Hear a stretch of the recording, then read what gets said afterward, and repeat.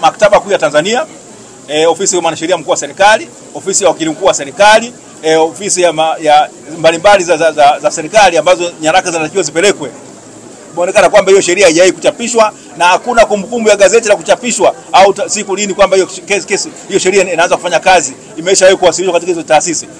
Ukienda kule maktaba kuu utapata, ukienda katika ofisi ya mwanasheria mkuu wa serikali hautapata, ukija hapa Mahakama Kuu ya Tanzania hapa Dar es Salaam hapa hautaipata hiyo sheria, hilo gazeti. Mwisho wa siku ni kwamba hii sheria ambayo imekuwa inatumika kinyume cha sheria inavyoagiza kwamba lazima sheria yenyewe itangaze lini itaanza kufanya kazi, au basi ionekane kwamba kuna sheria nyingine itaitangazia kwamba inatakiwa kufanya kazi na iwe imewasilishwa bungeni.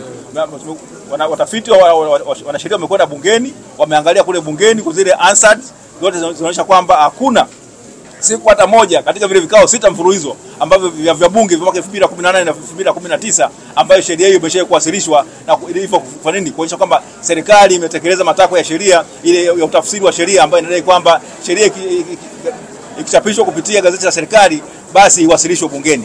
Hicho hakijafanyika.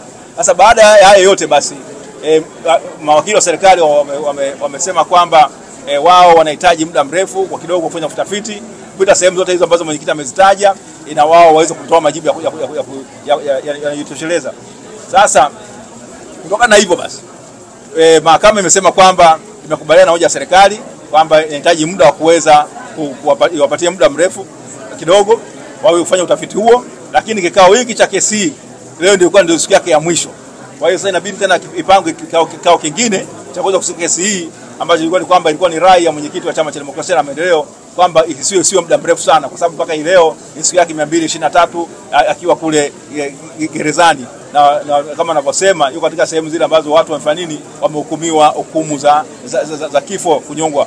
Kwa hiyo sasa ni hali hiyo ambayo imejitokeza. Kwa hiyo kesi hii imeahirishwa kwa muda kwanza serikali wafanye utafiti wao, lakini kubwa zaidi msajili wa Mahakama Kuu apange tarehe nyingine ya kesi itakapoendelea. Lakini tahadhari ambayo napenda kuifahamisha watu ni kwamba mwaka wa mahakama unafikia mwisho tarehe 15 mwezi wa 12 mwezi ujao maana yake hiyo.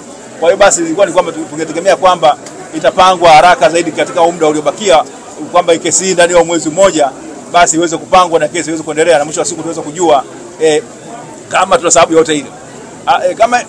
Kama pingamizi la mwenyekiti likubalika ni kwamba kesi imekufa.